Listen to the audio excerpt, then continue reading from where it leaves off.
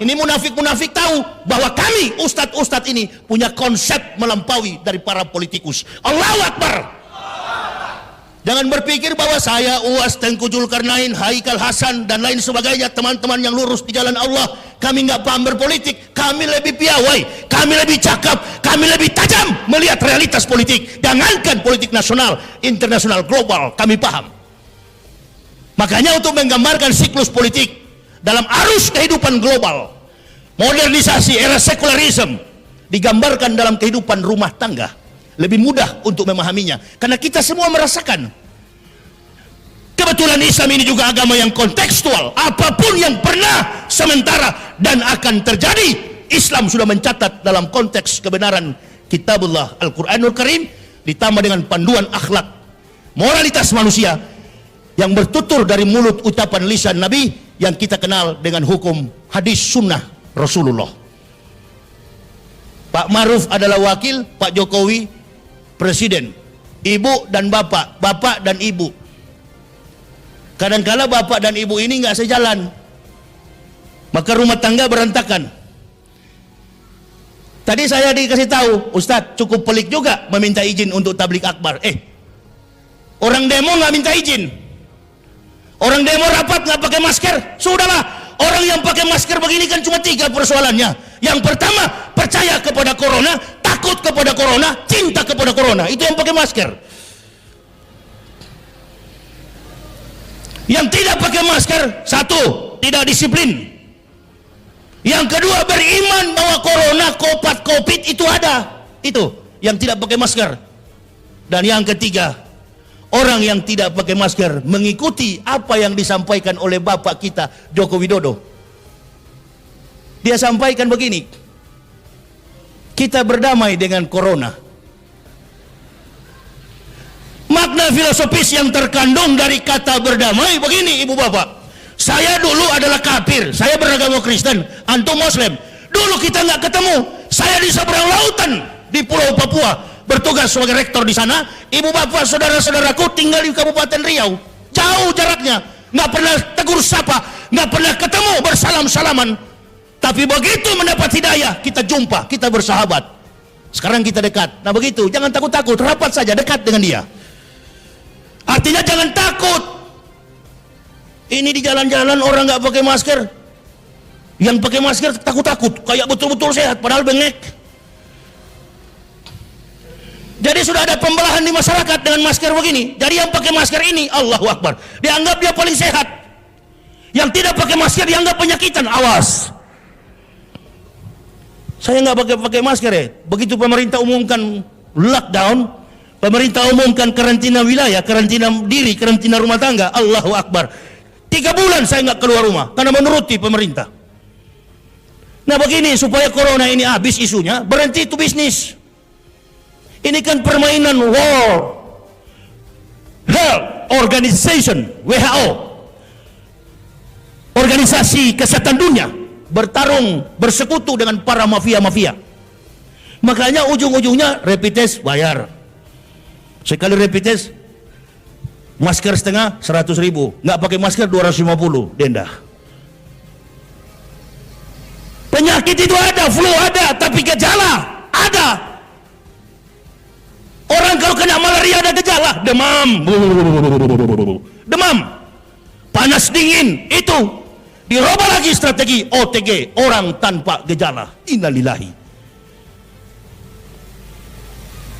Nggak usah lari bu, nggak usah lari pak, jangankan penyakit. Wa ma kana linnafsin an tamuta illa biidnillah, kitabah muajalah. Jangankan penyakit, mati pun antum tidak bisa menghindar. Kalau sudah waktunya, Allahu Akbar, mau lari kemana ibu bapak? Saya pernah membaca kitab Ihya Ulumuddin. Dikisahkan bahwa Allah Subhanahu wa Ta'ala memerintahkan malaikat maut mendatangi 2 manusia. Ini supaya ibu bapak jadikan corona ini sebagai hikmah. Entah dia ada atau tidak, wala bisawab. Yang saya tahu ujung-ujungnya bisnis. Ini yang lain pura-pura di kantor-kantor, di hotel-hotel pakai masker, padahal sudah setengah mati bernapas. Bagaimana orang tidak mati, satu badan terbungkus. Bukan melawan. Oh, jadi ustadz melawan? Tidak melawan. Tapi kita menjelaskan kepada umat cerdas, memahami segala bentuk realitas. Umat Islam ini jangan terlalu bodoh. Apa saja yang diucapkan, iya. Datang ustadz-ustadz awal-awal yang mengaku sebagai ustadz, amin-aminkan. Memang sudah terbiasa bangsa ini, baru sebut satu ayat, ustadz. Baru sebut satu hadis, ustadz. Di Makkah dan Madinah, orang dilantik jadi ustadz, bergelar doktor, magister, doktoral, and profesor, sudah membuat karya ilmiah dengan beratus-ratus judul, barulah diangkat sebagai al-mukarram wal mukhtaram, ustaz, guru. Kita baru muncul satu kali TV, baca satu ayat, baca satu hadis, besok ustaz. Baru diundang orang kampung, pergi ceramah satu dua hadis, ustaz. Nggak begitu, makanya banyak ketipu. Dulu sebelum pemerintahan Jokowi masih SBY, banyak ustaz-ustaz yang muncul. Guntur Bumi. Begitu pensiun Guntur Bumi, muncul lagi Gatot Beraja Musti. Ada juga yang jadi pengikut. Lia Edan, Ahmad Musadek. Inilah saya bilang, umat Islam terlalu lemah, tak punya prinsip. Datang lagi yang baru-baru ini, Kanjeng Dimas taat setan. Nah itu semua awal-awal habis itu. Dipercaya. Nah jadi diperlukan sebuah komitmen dakwah yang mampu menjawab apa yang menjadi persoalan umat. Giliran kali ini adalah pandemik COVID-19. Karena ini jadi perpecahan di tengah bangsa juga. Ada yang disuruh push up, ada yang disuruh lari, ada yang disuruh sapu, ada yang disuruh bayar. Penuh saya punya HP itu, jemaah bertanya, Ustadz, bagaimana menjawabnya itu? Serahkanlah.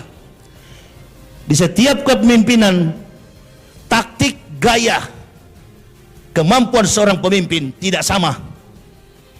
Persoalan Presiden pertama Soekarno lain, persoalan Presiden Soeharto lain, persoalan Habibie lain, persoalan Gus Dur lain, persoalan Megawati lain, persoalan SBY lain. Ini persoalan Jokowi, hampir tiap hari ada persoalan.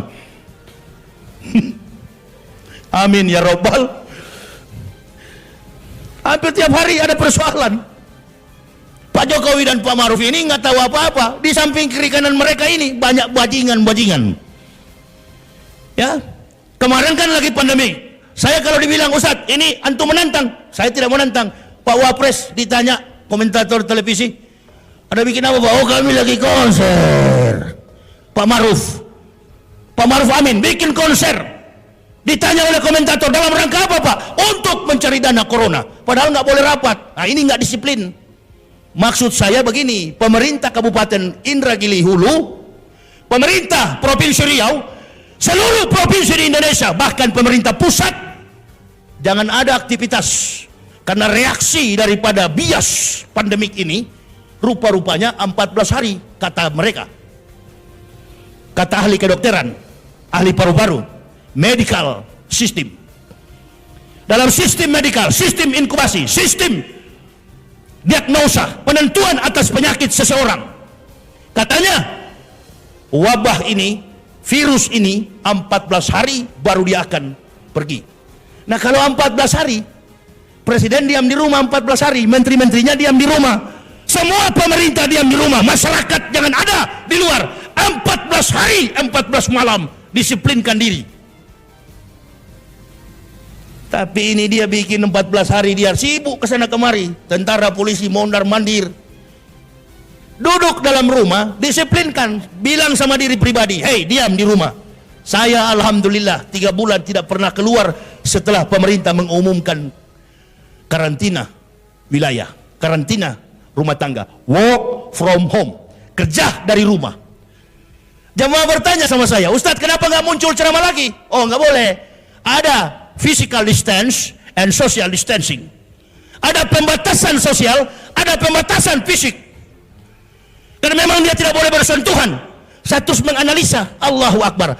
Semua ragam penyakit, semua jenis penyakit selalu mempunyai dampak awal sebelum ada diagnosa. Ya memang jangankan nantilah selesai virus corona ini, tetap jangan berdekatan dengan orang TBC kalau sholat berjamaah. Sekali dia droplet, karena dokter mengatakan droplet itulah yang menyemburkan virus, sehingga yang berlawanan bicara dengan kita akan menghirup, akan teracuni. Nah, kita masyarakat meminta kepada pemerintah, tolong berikan testimoni, berikan kesaksian, siapa orang yang pernah mengidap virus COVID-19, siapa yang pernah sembuh dari corona. Kami masyarakat ingin dengar di depan publik bagaimana dia rasakan. Sampai hari ini nggak ada, kawan.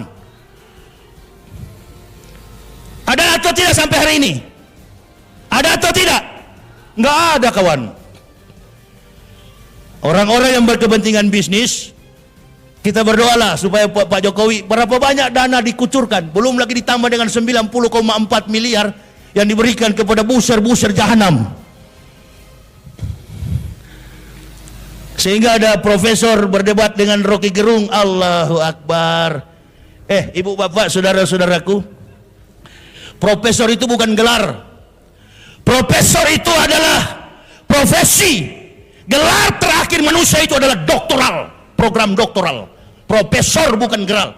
Maka kalau ada orang mengatakan saya profesor, saya doktor, dia bukan profesor, dia bukanlah doktor. Secara akademik, secara sistem dalam sebuah kurikulum, barangkali dia boleh juga, tapi belum tentu lobus parietal, lapisan otak besarnya, gri meternya, zat hijau abu-abu yang ada di otaknya besar seperti pengakuan dirinya. Profesor adalah profesi, profesional dalam mengemban sebuah temuan di atas temuan, itu profesor. Kompleks masalah ini, kompleks. Saya coba menjawab makna daripada kemunafikan itu. Seseorang dengan gelar apapun, mau profesor, doktor, karburator, rusak, apapun, kalau sudah berdiri pada pengakuan yang salah, maka dia tidak mampu membuktikan keilmuannya walaupun berdalih sampai dengan menggunakan bahasa apapun. Ini kemunafikan yang terjadi. Untuk membela yang salah, jangan pakai gelar. Tadi panitia menyebut saya ini doktor, itu doktor dari kafir, nggak laku itu, nggak perlu dalam Islam. Doktor yang saya punya itu bukan doktor-doktor di Islam, bukan dari Mekah, bukan dari Madinah, buang ke sana, itu kafir punya itu. Nggak ada, lantas begitu masuk surga malaikat tanya, waktu di dunia apa? NU, surganya sebelah kanan, gelarnya doktor, oh ambil ke kiri, lantai 15. Gelar hidunya siapa? Joko Widodo, presiden, lantai 21. Nggak ditanya begitu. Ini yang menjadi persoalan penting bagi kita. Karena membela mati-matian sesuatu yang salah, ngomong pun jadi salah. Tidak mendidik masyarakat yang begini banyak, yang membutuhkan ilmu dari para orang-orang yang mempunyai kompetensi di bidang kemampuan akademik. Sudahlah, kalau kita mau jujur di Indonesia ini, banyak orang pakai doktor, tapi nggak ada jurnal. Yang penting jarak jauh, transfer 55 juta, besok pakai doktor, S3, S2, S1, S8, S10, S-lilin. Ini yang merusak reputasi. Di mana-mana berkeliling, menyebar fitnah. Sudah ketahuan. Tapi dengan gagahnya mereka berdiri, seolah-olah mereka dalam kebenaran. Nah ini makna daripada al-umara'u bil ju'uri, penguasa pemerintah yang sewenang-wenang, yang memakai tenaga swasta. Kalau di Amerika, detektif swasta, untuk melanggengkan kekuasaan. Tidak peduli cara apapun ditempuh. Pemerintah yang baik, apalagi pemimpin yang baik, tidak perlu memakai tenaga orang lain. Dia menggunakan kemampuan leadership, tidak perlu mencari pengikut yang akan mengejarnya. Saya mau tanya kepada ibu bapak, saudara-saudaraku, ibu bapak hadir di sini karena undangan dari siapa? FPI yang buat, masyarakat yang buat di sini. Tapi ibu bapak melihat siapa yang datang? Yahya Waloni. Makanya ibu bapak banyak. Amin ya robbal. Karena sudah lihat, oh ini Ustadz Yahya, insya Allah betul-betul berjuang di jalan Allah, bukan kaleng-kaleng kata orang Medan. Makanya datang. Dan ibu bapak tahu, selama 14 tahun saya berdakwah, saya tidak pernah menggunakan sopir pribadi. Saya keliling Indonesia bersama keluarga, istri dan anak. Pengakuan ini tidak pernah berubah sejak 2006, 11 Oktober sampai hari ini, tahun 2006 sampai tahun 2020. Alhamdulillahirabbil alamin, kami sekeluarga tidak pernah berubah dalam ucapan. Kami tetap berkendaraan mengelilingi Indonesia menggunakan mobil pribadi. Besok saya ceramahnya di Bunut, tanggal 5 saya ceramahnya di Medan sampai tanggal 9. Pakai mobil, dan dari awal saya berdakwah tidak pernah pakai sopir, saya sendiri yang bawa. Kadangkala jamaah bertanya, Ustadz tidak takut dikejar oleh orang kafir, saya katakan negara kita negara hukum. Siapa yang melakukan kejahatan pasti dihukum. Saya nggak pernah ada rasa takut, saya bilang. Sudah putus urat takut saya. Yang saya takut kalau saya tidak sholat 5 waktu. Karena itu adalah perintah paling utama. Afdalul a'malu as-sholatu khams. Amal yang paling utama adalah sholat 5 waktu. Itu yang saya takuti. Kalau hanya takut dengan jenderal-jenderal 100 bintang sekalipun, saya tidak pernah takut. Takut dengan siapa? Takut dengan bayang sendiri. Kita orang beriman. Orang beriman tidak mungkin melakukan pelanggaran hukum. Hukum Allah saja dia taat, apalagi hukum manusia. Tapi Ustadz bicara begini, ya memang bicara begini karena kebenaran. Pemerintah yang tidak adil. Al-umara'u bil ju'uri. Penguasa yang sewenang-wenang, dikit-dikit tangkap, dikit-dikit penjara. Hanya masalah sedikit penjara. Orang-orang yang di pihaknya, di pihak penguasa, melakukan tindakan apapun, menghina orang, memfitnah seseorang, lolos. Termasuk yang berkata kemarin, Islam itu agama teroris, innalillahi. Abu Jongos. Kalau Islam agama teroris, tidak mungkin saya masuk Islam. Teroris itu ISIS, OSOS, USUS, SS. Itu adalah by design from Jews. Itu adalah gerakan teroris yang dibuat oleh Yahudi dan Amerika. American Israel Public Affairs Committee, AIPAC. Saya tahu itu karena saya dari sana. Dia yang mengendalikan kekuatan supaya apa? Bisa menguasai lahan minyak yang ada di Timur Tengah dengan meniupkan isu seolah-olah Islam teroris. Kalau Islam teroris, agama Jokowi apa itu? Agama Jokowi apa? Islam. Agama Kapolri itu siapa? Idam Aziz, Kapolri. Agamanya Islam. Agamanya Panglima Islam. Kok bisa jadi begini logika kita? Saya yang dari kafir masuk Islam siang malam memperjuangkan agama ini. Antum, Allahu Akbar. Kita nggak pernah sadar jamaah, selama ini kita diadu domba. Ya, selama ini kita diadu domba. Walan tarda ankal yahud walan nasara hatta tatabiya milatahum. Di saat kita berkelahi, kafir mulai bermain pemurtadan di mana-mana. Umat kita diambil satu persatu, kemudian dimurtadkan oleh kafir. Belum lagi ada satu gerakan yang ingin merubah falsafah negara kita. Komunis mulai berkuasa di mana-mana. Bahkan dengan bangganya anggota parlemen, seorang anggota DPR mengatakan, saya bangga menjadi anak PKI. Ini kalau di zaman Pak Harto, kalau di zaman SBY sudah masuk penjara. Pak Jokowi juga pernah bilang, kalau ada PKI saya gigit. Begitu ada yang ngaku sampai sekarang dia nggak gigit. Ini saya katakan al-umara'u bil ju'uri. Kacaunya ukhuwah Islamiyah yang kedua, wal arabu bitasubi. Orang Badui yang fanatik suku. Wal arabu bitasub.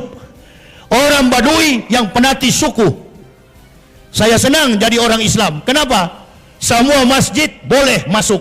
Nggak ada masjid Padang, masjid Jawa, masjid Sumatera, masjid Aceh. Bebas. Semua umat Islam boleh beribadah di masjid manapun. Begitu masuk azan, Allahu Akbar, Allahu Akbar, Allahu Akbar, Allahu Akbar, Ashhadu an la ilaha illallah. Azan di mana ini? Oh, di sana, masjid di sebelah pagar, di sebelah kantor bupati, di sebelah kantor lurah, di sebelah kantor camat. Azan di mana ini? Oh, di gunung. NU Muhammadiyah, labelnya hanya di hati.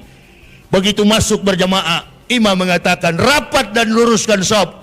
As-salatu jami'ah rahimakumullah. Mudah-mudahan Allah merahmati salat ibadah kita. Semua jadi satu, nggak ketahuan pakai jenggot, nggak pakai jenggot, celana jingkrak, celana panjang, yang pakai jojon silakan. Gabung semua satu masjid, beribadah. Salat subuhnya 2 rakaat, zuhurnya 4 rakaat, asarnya 4 rakaat, maghrib 3, isya 4. Total sehari semalam 17 rakaat. Kalau di Kristen nggak boleh begitu. Katolik ibadahnya sendiri, Protestan nggak boleh kayak Katolik.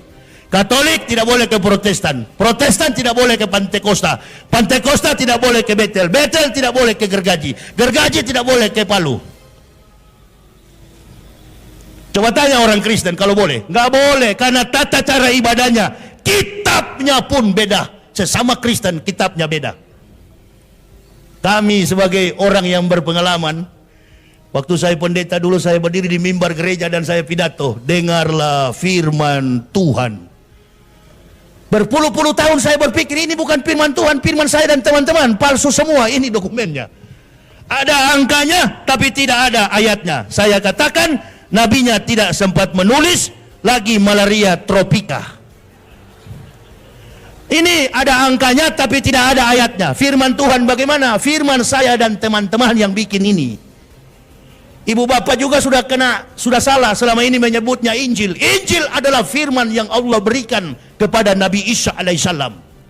Qul amana billahi wa ma unsila ila Ibrahima wa Ismaila wa Ishaqa wa Yakub wal asbati wa ma utiya Musa wa Isa wa ma utiya nabiyun min rabbihim la nufariqu baina ahadim minhum wa nahnu lahu muslimun. Yang artinya dalam Al-Baqarah Allah jelaskan, Qul amanu billah, kami beriman. Katakan, Qul amanu billah, katakan kami beriman kepada Allah. Amantu billahi wa ma unsila ila Ibrahima, dan apa yang Allah turunkan kepada Ibrahim, wa Ismailah, dan kepada Ismail, wa Ishaq, dan kepada Ishak, wa Yakub, dan kepada Yakub, wal asbati, dan 12 keturunan Yakub bangsa biadab, Bani Israel, wal Yakub wal asbati wa ma utiya Musa, dan apa yang Allah turunkan kepada Musa, wa Isa, dan kepada Isa, Injil. Makanya ada rukun iman yang ketiga dan keempat, beriman kepada Nabi dan Rasul, beriman kepada kitab-kitab para Nabi dan Rasul. Jadi kalau ibu bapak mau cari Injil yang asli, itulah Al-Quran. Isa adalah Nabi kita umat Islam, Yesus adalah Tuhan Kristen. Isa bukan Yesus, Yesus bukan Isa. Lakum dinukum waliyadin. Isa tidak bisa divisualisasikan. Ibu bapak saudaraku, pernah hadir maulud Nabi? Pernah hadir maulud Nabi? Adakah Nabi Muhammad fotonya dibikin begini? Adakah fotonya dibuat begini seperti Habib dan saya? Seperti panitia? Ada atau tidak? Nggak pernah ada Nabi Muhammad dalam bentuk gambar, lukisan maupun foto. Mengapa? Karena Nabi Muhammad hidup di zaman yang belum ada foto. Lalu bagaimana mungkin Nabi Isa yang 576 tahun sebelum Nabi Muhammad ada fotonya? Kacau di kafir ini.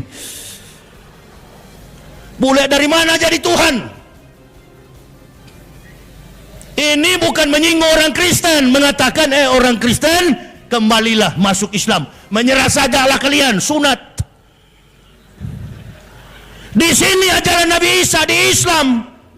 Ibu bapak jangan berkata bahwa Nabi Muhammad bawa Islam. Argumentasi dari mana itu? Tidak teologis. Nabi Muhammad bukan membawa Islam, Nabi Muhammad menyempurnakan Islam. Pada hari ini, wahai Muhammad, kata Allah, kami sempurnakan Islam menjadi agamamu. Jadi Nabi Muhammad bukan bawa Islam, karena konsep syarah, konsep syariat Islam sudah dilakukan oleh Nabi Isa dan nabi-nabi sebelum Al-Masih.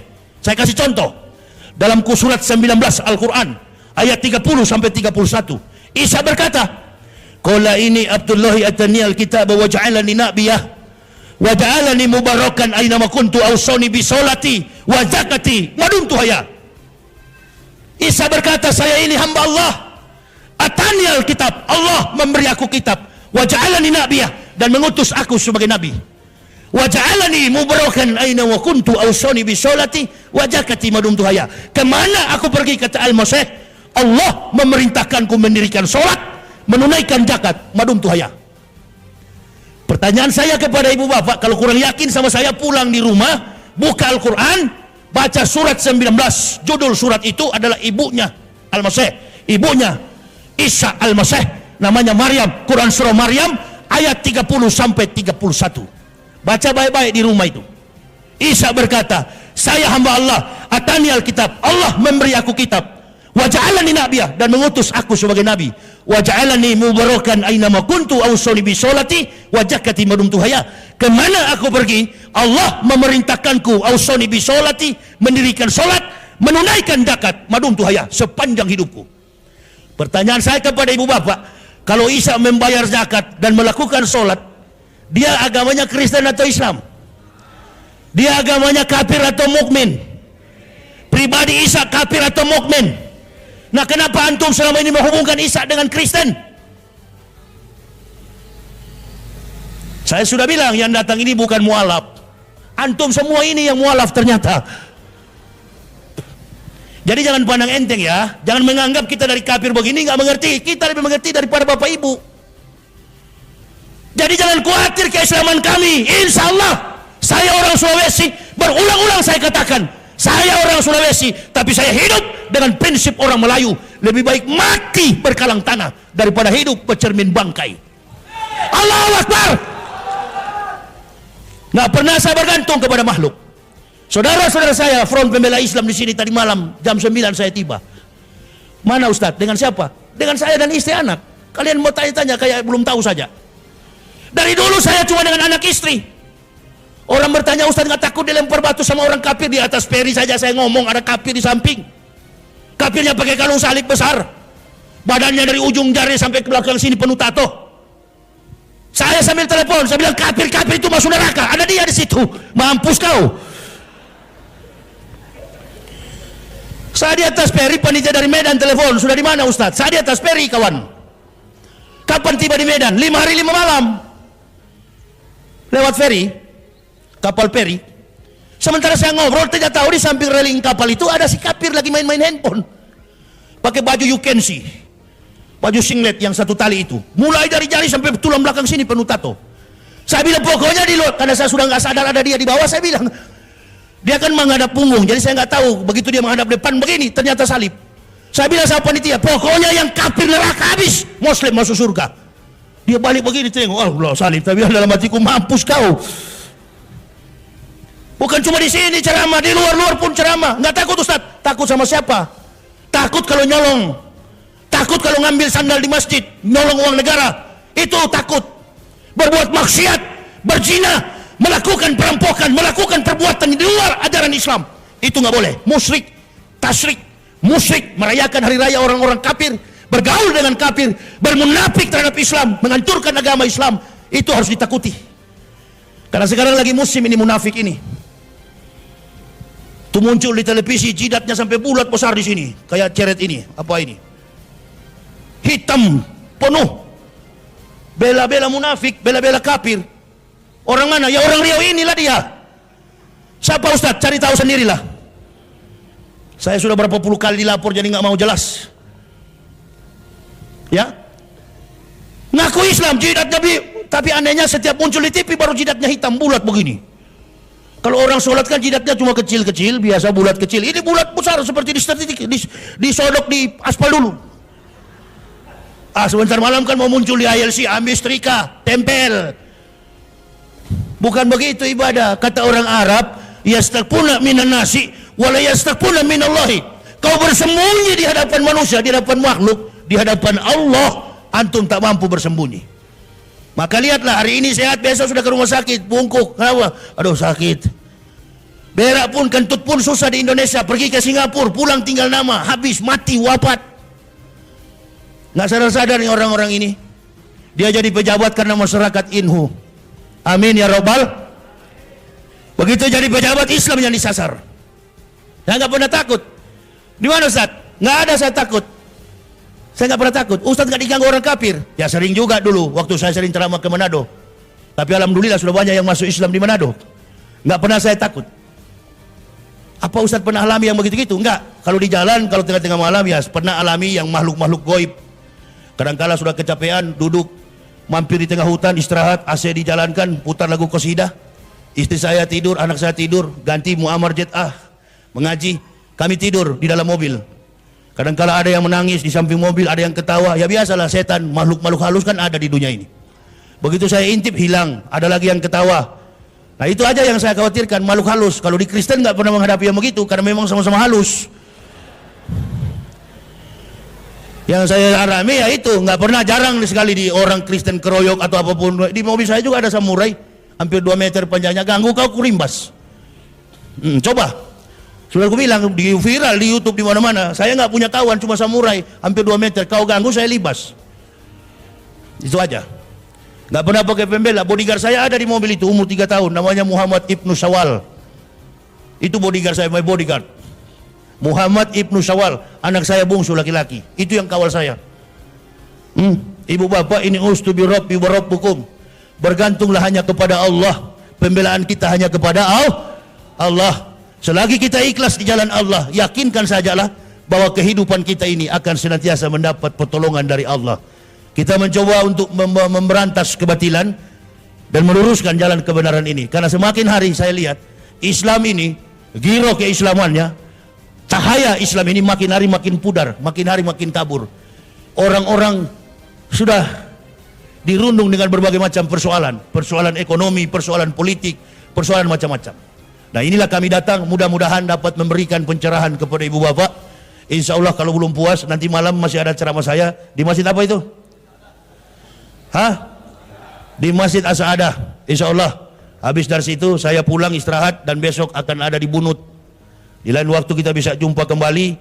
Ibu bapak, ini yang bisa saya sampaikan. Mudah-mudahan apa yang saya sampaikan ini dapat memberi setidak-tidaknya motivasi kita untuk selalu sabar menghadapi kehidupan sekarang. Berdoa meminta petunjuk dari Allah agar ada pemimpin yang baik di negara kita di kemudian hari. Dan saya sampaikan pula di kesempatan ini, ada buah buku yang saya bawa terkait dengan biodata lengkap saya. Ini bapak ibu yang ingin memilikinya. Ini dokumen saya ketika mempendetakan para pendeta dan membongkar kebohongan dokumen kafirin. Kami sekeluarga memeluk agama Islam. Bagi yang berminat untuk memilikinya, silakan ambil di mobil saya, tapi bayar. Sudah diam-diam pikirnya gratis ini Ustadz kasih. Enggak, kami kemana-mana tidak pernah meminta biaya dari panitia.